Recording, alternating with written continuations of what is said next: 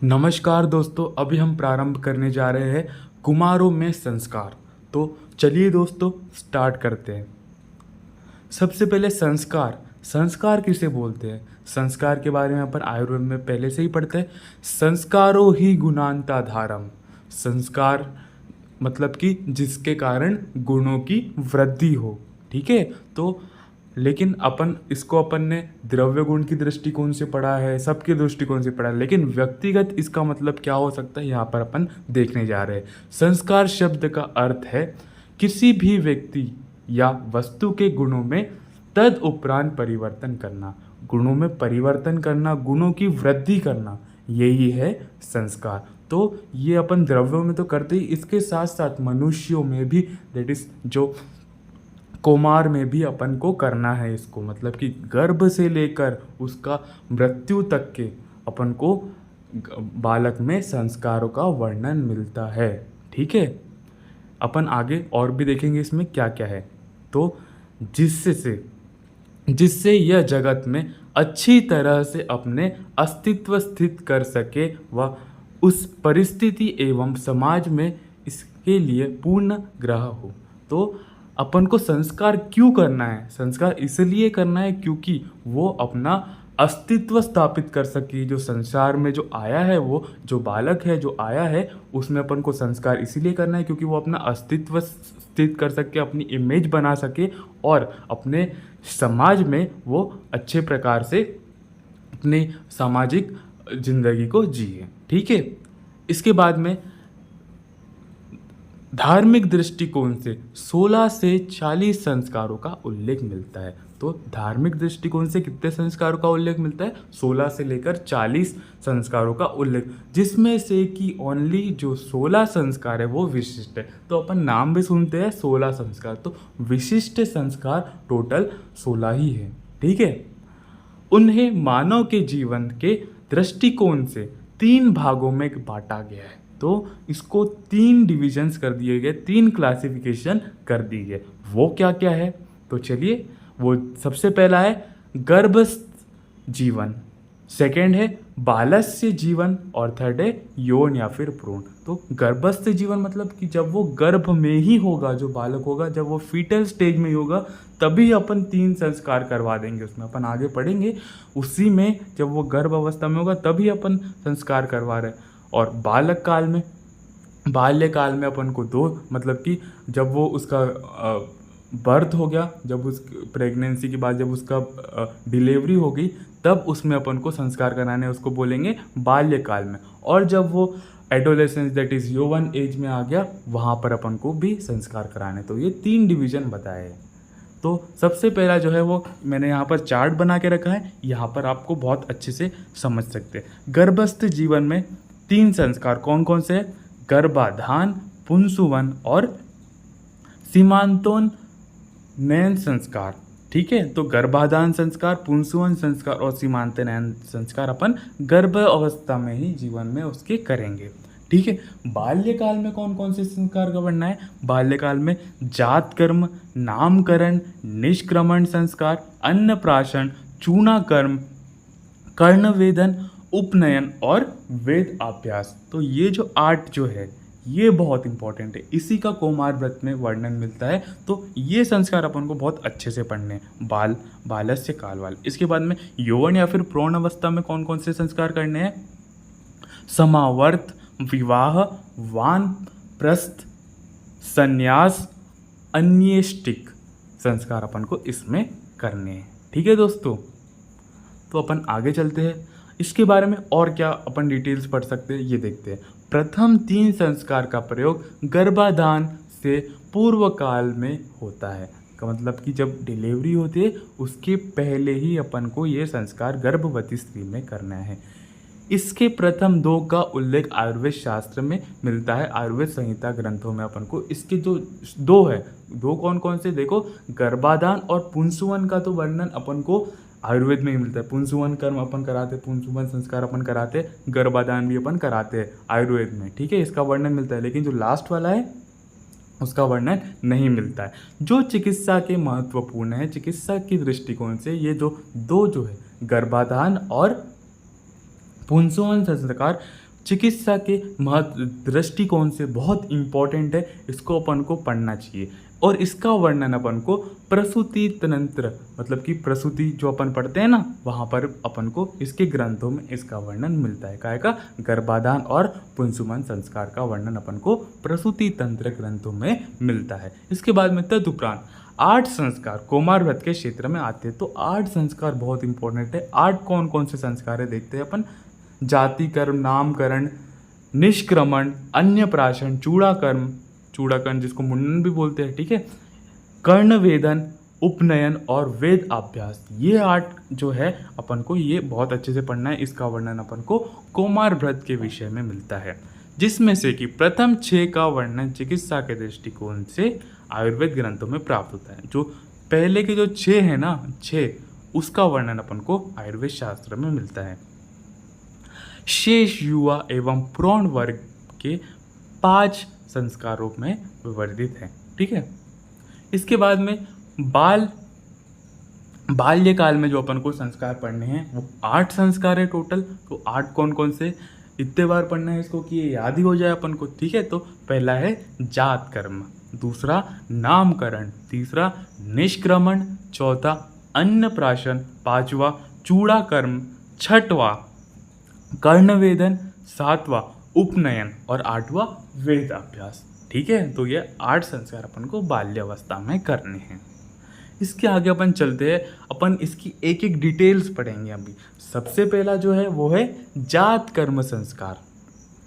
जात कर्म संस्कार में क्या पढ़ना है अपन को? सुश्रुत जी देखो 10वें चैप्टर के 13वें श्लोक में क्या बताते हैं, गर्भस्थ शिशु माता से जो आहार जो पोषण लेता है, ठीक है, जब वो गर्भ में होता है, जब वो फीटल स्टेज में होता है, तब वो मतलब कि माता से ही ले रहा है अंदर तो, लेकिन जब वो जगत के बाहर आता है तुरंत, जब वो इन्वायरमेंट में आता है, सराउंडिंग के कांटेक्ट में आता है, वहाँ से अब मतलब कि उसके लिए इन्वायरमेंटल कंडीशन चेंज होगी।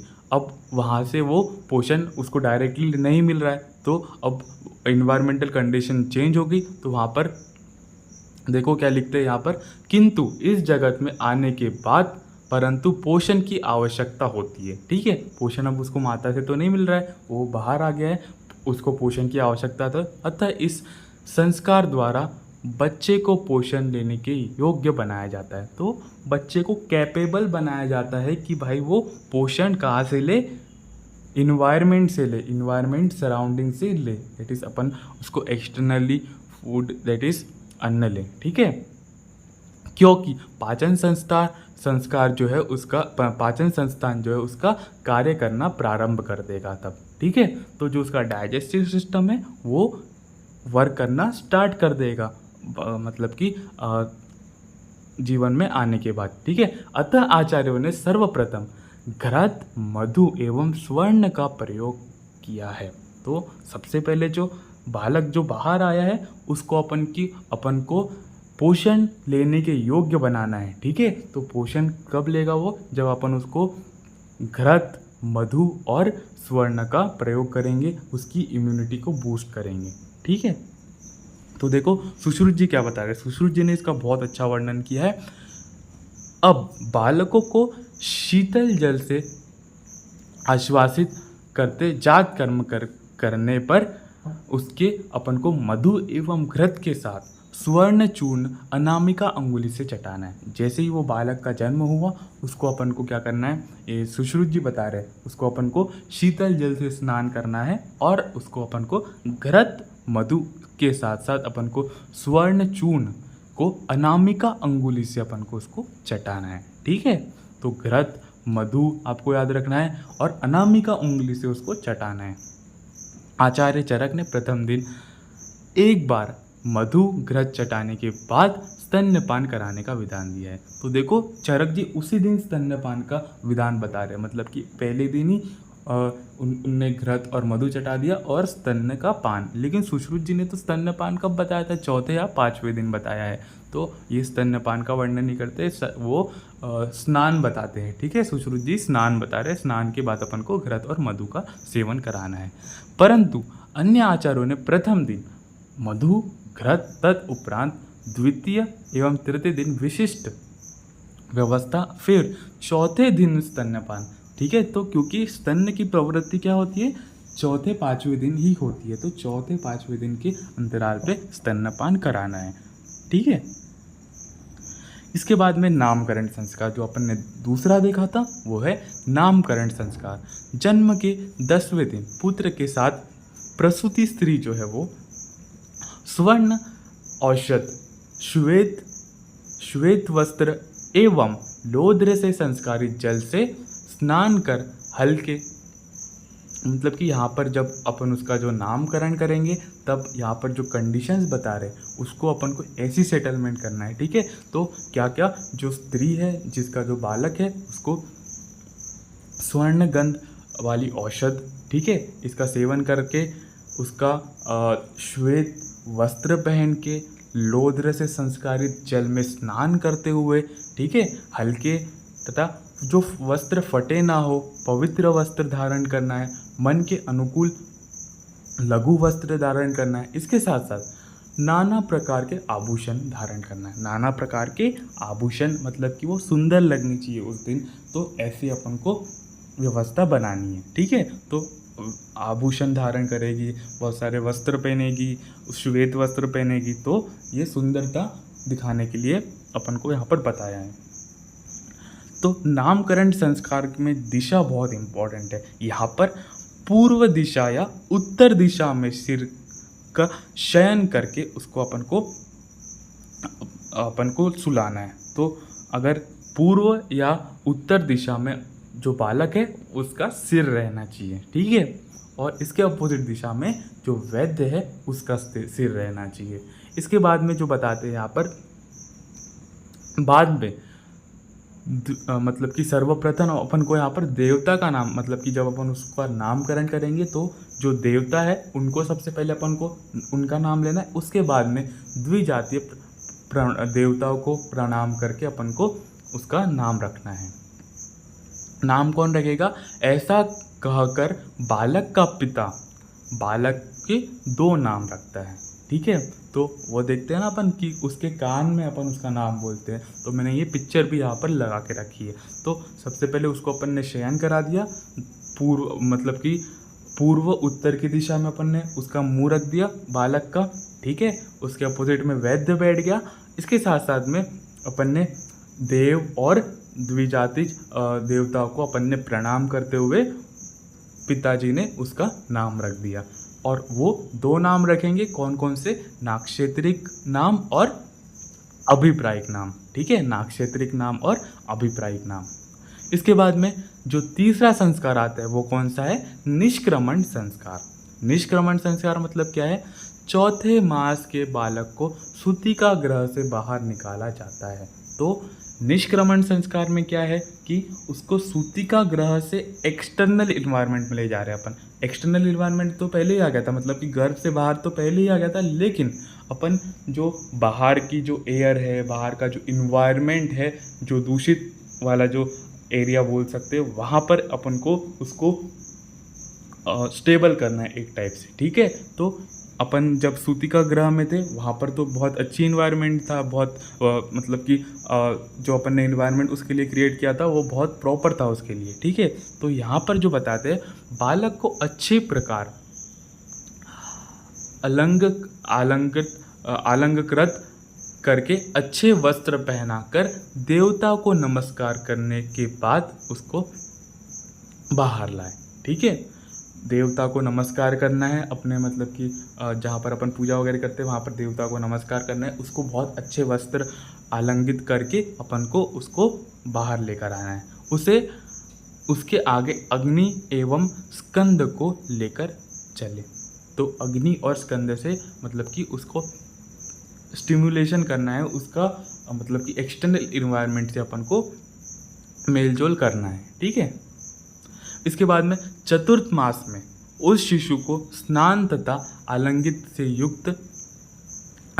से युक्त करके नए वस्त्र पहनाकर तथा सिद्धार्थक मधु एवं घृत से या गौरोचन से युक्त करके धात्री के साथ उसे प्रथम बार घर से बाहर निकालना चाहिए। तो चौथे महीने में बता रही है, ठीक है। चौथे महीने में उसको अच्छे से स्नान करके अच्छे वस्त्र पहनाकर उसको, सिद्धार्थ किसका पर्याय होता है? श्वेत सरसप का। तो श्वेत सरसप, मधु और श्वेत सरसप, जो श्वेत सरसों होती है उसको बोलते हैं। श्वेत सरसों, मधु और घृत या गोरोचन से युक्त धातरी के साथ उसका प्रथम बार घर से बाहर अपन को उसको ले जाना है, उसको तथा मंदिर में प्रवेश करवाना है, ठीक है। धीरे धीरे 4 मास में शिशु बाहर वातावरण के दबाव आदि को सहन करने के योग्य हो जाता है। क्यों? क्योंकि जो चौथा महीना होता है वहाँ पर जो बालक होता है वो कैपेबल हो जाता है कि वो एक्सटर्नल इन्वायरमेंट को झेल सके। तो उसको वह परिस्थिति हो सकती है कि क्षमता रखने वाला, ठीक है, सूर्य की रोशनी को सहन कर सकता है, ठीक है। चौथे मंथ में वो सूर्य की रोशनी को भी सहन कर लेता है।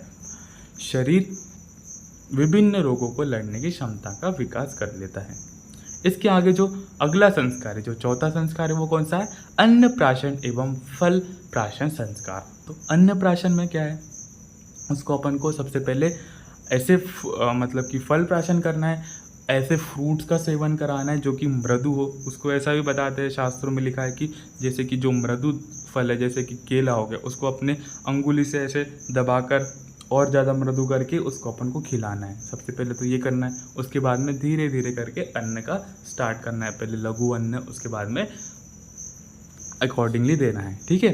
तो शास्त्रों में बच्चों को अन्न या फल प्राशन सेवन करने के लिए प्राशन शब्द का उपयोग यहाँ पर बताया। तो प्राशन शब्द किसके लिए आए? सबसे पहले यहाँ पर ये मैंने लिखा है यहाँ पर कि प्राशन शब्द जो है मतलब कि अन्न या फिर फल का सेवन करवाना, फल रस का सेवन करवाना, इसे प्राशन कहते हैं। अर्थात बच्चों का प्राथमिक आहार तरह लघु, मतलब कि यहाँ पर यह गुण बता रहे हैं कि वो बच्चों को अपन को आहार देना कैसा है। तो सबसे पहले तरल, लघु, मुलायम, सहज, ऐसा अपन को आहार देना है। तरल मतलब कि थोड़ा लिक्विड डाइट होना चाहिए, ठीक है। उसके साथ में लाइट, क्योंकि उसकी अग्नि जो है वो बहुत ज़्यादा एक्टिव नहीं है, बहुत ज़्यादा दुर्बल है, एक टाइप से बोल सकते हैं। मुलायम, ठीक है, मृदु भोजन उसको देना है। इसके बाद में आचार्य काश्यप ने इस काल में फल प्राशन कहा है। छठे मास में बालकों को विविध प्रकार के फलों का रस चटाना चाहिए। तो आचार्य काश्यप जी छठे मास में फल प्राशन नेटिस का संस्कार बता रहे हैं। तो छठे मास में आचार्य काश्यप ने बताया है। उसके बाद दंत उत्पत्ति हो जाने पर 10वें मास में प्लजात नक्षत्र के समय किसी शुभ दिन में देव तथा देविक आचार्य करते हुए मांस युक्त अन्न, लावा, गोरच, तीतर, कुकुट आदि में से किसी एक का मांस अपन को उसको खिलाना है। तो 10वें महीने में यहाँ पर वो कंप्लीट डाइट दैट इज जो ये गुरु अन्न है, एक टाइप से जो मांस रस है वो 10वें महीने में। तो 6वें महीने में अपन को एकदम लघु भोजन कर, लघु आहार खिलाना है, फल रसों का सेवन करवाना है, फल चटाना है। और 10वें जो मंथ है वहाँ पर अपन को थोड़ा गुरु आहार दे सकते हैं, मांस रस दे सकते हैं यहाँ पर, ठीक है। ऐसे बालकों को पश्चिम दिशा में मुख करके बैठा दे। तो सबसे पहले अपन को क्या करना है, जो बालक है उसको पश्चिम दिशा में मुख करके बिठा देना है और फिर अग्नि जलाकर उससे संपूर्ण व्यंजनों को अपन को सेवन करवाना है, ठीक है। तो 6वें मास में अपन को पता है क्या करना है कि जो लघु फल है उसका रस सेवन करवाना है। और 10वें मास तक आते आते वहाँ पर अपन को गुरु अन्न दैट इज मांस रस का यूज़ कर लेना है। और यहाँ पर जो बता रहे हैं, जो दूसरी लाइन मतलब कि जो सेकंड पॉइंट है, इसको पश्चिम दिशा में मुख करके अपन को संपूर्ण व्यंजनों का सेवन करवाना है। इसके बाद में जो 5वां संस्कार आता है वो चूड़ा कर्म संस्कार है। तो चूड़ा कर्म दैट इज मुंडन अपन को उसका कराना है। तो काश्यप संहिता सूत्रस्थान अध्याय 21 में चूड़ा कर्मणीय अध्याय। तो देखो यहाँ पर काश्यप जी ने पूरा का पूरा अध्याय ही बता दिया है, चूड़ा कर्मणीय अध्याय। तो आचार्य काश्यप ने इस संस्कार का समावेश आयुर्वेद में किया है। तो अध्याय खंडित होने के कारण इसका कुछ ज़्यादा अपन को वर्णन मिलता है नहीं, क्योंकि अपन को पता है काश्यप संहिता खंडित है और ये जो 21वां चैप्टर है ये भी खंडित है। तो 15वें से 15वें से कुछ चैप्टर 15th चैप्टर से वहाँ पर सूत्र स्थान में भी खंडित है कुछ चैप्टर्स, ठीक है। तो 21वां चैप्टर भी चूड़ाकर्मणि अध्याय वहाँ पर खंडित है। तो इसका कुछ ज़्यादा अपन को वर्णन यहाँ पर देखने को मिलता है नहीं, लेकिन फिर भी कुछ आचार्य क्या बताते हैं, जो अश्वलायक ग्रह सूत्र है वहाँ पर तीसरे महीने में तीसरे वर्ष में, मतलब कि 3 साल के बाद अपन को चूड़ाकर्म करवाना है, और पारस्कंद ग्रंथ सूत्र में इसको 1 वर्ष में बताया है, ठीक है। तो ये ग्रंथों का नाम तो इतना इम्पोर्टेंट नहीं है, लेकिन कुछ आचार्य तीसरे साल में बताते हैं और कुछ आचार्य फर्स्ट ईयर में, मतलब कि 1 साल में बताते हैं। इसके बाद में कर्णवेदन संस्कार। कर्णवेदन बहुत इम्पोर्टेंट है, क्योंकि ये कर्णवेदन में क्या करना है अपन को, देखो कर्णवेदन सबसे पहले अपन यहाँ पर देखने वाले करते क्यों है, इसका इम्पोर्टेंस क्या है। तो देखो, रक्षाभूण निमित्तम बालस्य कर्णवेदनम। तो रक्षा किससे करनी है, बाल ग्रह से रक्षा करनी है, बालक को बाल ग्रह से रक्षा करनी है। बाल ग्रह एवं भूषण के बाल ग्रह से रक्षा करनी है, और आभूषण को धारण करने के लिए अपन को कर्णवेदन करना है। आभूषण जो अपन कान में कुंडल वगैरह पहनाते उसके लिए अपन को कर्णवेदन करना है। समय क्या बताते, आचार्य सुश्रुत जी ने 6ठे या 7वें मास में बताया। सुश्रुत जी क्या बता रहे, 6ठे और 7वें मास में अपन को शुक्ल पक्ष में कराना है इसे। इसके पश्चात तिथि क्षेत्र देखकर अपन को कर्णवेदन कराना। और वाग्भट जी क्या बताते, 6ठे 7वें या 8वें। तो वाग्भट जी एक और ऑप्शन एक्स्ट्रा दे रहे, 8वें मंथ का भी ऑप्शन दे रहे, लेकिन आचार्य सुश्रुत ने 6ठे और 7वां केवल बताया है, ठीक है। ये याद रखना है अपन को, 6ठा और 7वां किसने बताया है, आचार्य सुश्रुत ने, और 6ठा 7वां और 8वां आचार्य वाग्भट ने बताया है शुभ काल देखकर। इसके बाद में कुमारों के प्रथम दक्षिण कर्ण में और बालिकाओं के प्रथम वाम कर्ण में अपन को छेदन कराना है। तो कुमार जो है उसका सबसे पहले राइट में, मतलब कि अगर लड़का है तो राइट वाले ईयर में कराना है, और लड़की है तो उसके वाम भाग में, दैट इज लेफ्ट साइड में अपन को कराना है कर्णवेदन। कर्णवेदन किस अवस्था में नहीं करना है, तो अजीर्ण मल वेग को, मल का वेग अगर उसको नहीं आ रहा है, मल का त्याग नहीं कर पा रहा है तो नहीं करना है। और उष्ण काल में इसका कर्णवेदन नहीं करना है, क्योंकि उष्ण काल है, वहाँ पर अगर मे भी पॉसिबल अगर पाक वगैरह हुआ तो वहाँ पर बहुत सारे कॉम्प्लिकेशन उत्पन्न हो सकते, वहाँ पर यहाँ तक कि पाक की भी चिकित्सा बताई है। कर्णवेदन अगर आप डिटेल में पढ़ोगे तो पाक की भी चिकित्सा बताई है। तो पाक पहली बार तो होना ही नहीं चाहिए, अगर हो भी गया है तो उसकी चिकित्सा अब बताते हैं कि वो कुंडल उंडल को निकाल लेना चाहिए अगर अपन ने आभूषण पहने हैं तो, ठीक है। तो इतना डिटेल्स में तो अपन को यहाँ पर नहीं देखना है। इसके आगे अपन चलते हैं उपनयन संस्कार। उपनयन संस्कार क्या है, सामाजिक नियमों का ज्ञान, मतलब अपन बच्चों को बताते हैं ना कि ये करना चाहिए, अपन को ये करना चाहिए, ये नहीं करना चाहिए। तो सामाजिक जो नियम, जो कानून कायदे जो बना के रखे हैं अपने समाज में, उसका पालन कैसे करना है वो यहाँ पर उपनयन संस्कार में बताते। उपनयन संस्कार की धार्मिक मान्यता है, धार्मिक मान्यता इसकी बताई गई है, ठीक है।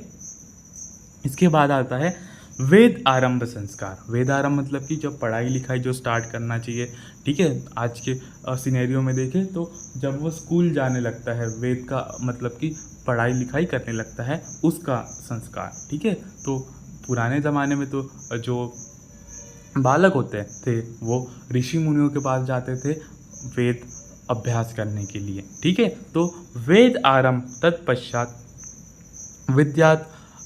विद्या अध्ययन से है, विद्या का अध्ययन करने से है, जिसकी यह धार्मिक ग्रंथ में 5 वर्ष की आयु से कहते हैं। तो 5 ईयर्स में यहाँ पर विद्या आरंभ, दैट इज वेद आरंभ का वर्णन मिलता है।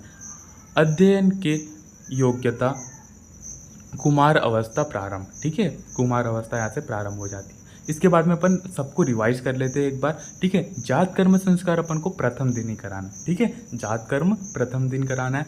नामकरण संस्कार 10वें दिन कराना है। निष्क्रमण संस्कार 4थे मास में कराना है। फल प्राशन और अन्न प्राशन 6ठे मास में कराना है। कर्णवेदन संस्कार 6, 7, 8 मास में कराना है। चूना कर्म संस्कार 1 या फिर 3 वर्ष में कराना है। उपनयन संस्कार 5 वर्ष में कराना है। वेद अभ्यास 5वें वर्ष में कराना है। इसके बाद में अपन थोड़ी थोड़ी इसकी समरी पढ़ लेते हैं। जात कर्म संस्कार प्राशन के द्वारा सकिंग, रूटिंग, स्वेलोइंग रिफ्लेक्स का परीक्षण होता है इससे, ठीक है। तो अगर अपन जात कर्म करा रहे उसमें अपन मधुघृत, स्वर्ण की जो भस्म है वो चटा रहे थे, ठीक है। तो वहाँ पर अपन को सकिंग, रूटिंग, ये सब स्वेलोइंग का अपन को उसके रिफ्लेक्स का पता चल जाएगा इससे, ठीक है। नामकरण संस्कार में जो है वो अर्ली नेटल एगो, जात कर्म, जात मात्रा काल समाप्त, ठीक है। जात मात्रा काल जो है यहाँ पर समाप्त हो जाता है और शिशु का प्रथम परीक्षण काल है ये, ठीक है। निष्क्रमण संस्कार, यहाँ पर अपन को क्या क्या चेक करना है इसके। निष्क्रमण संस्कार में मोरल रिफ्लेक्स समाप्त हो जाएंगे और सकिंग रिफ्लेक्स भी समाप्त हो जाएंगे, ठीक है। फल प्राशन और अन्न प्राशन में ये बैठना सीख जाएगा और बिस्तर पर उठना सीख जाएगा।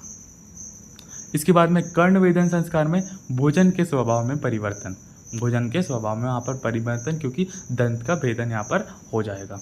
इसके बाद में चूड़ा कर्म संस्कार, बालकों को चलना, बैठना, ये सब यहाँ पर अपन को देखने को मिलेगा। उपनयन संस्कार सामाजिक नियमों का ज्ञान करना और वेद अभ्यास में अपन को अध्ययन के योग्य कुमार अवस्था प्रारंभ हो जाती है, ठीक है दोस्तों। यहाँ पर अपना ये कंप्लीट हो जाता है। धन्यवाद।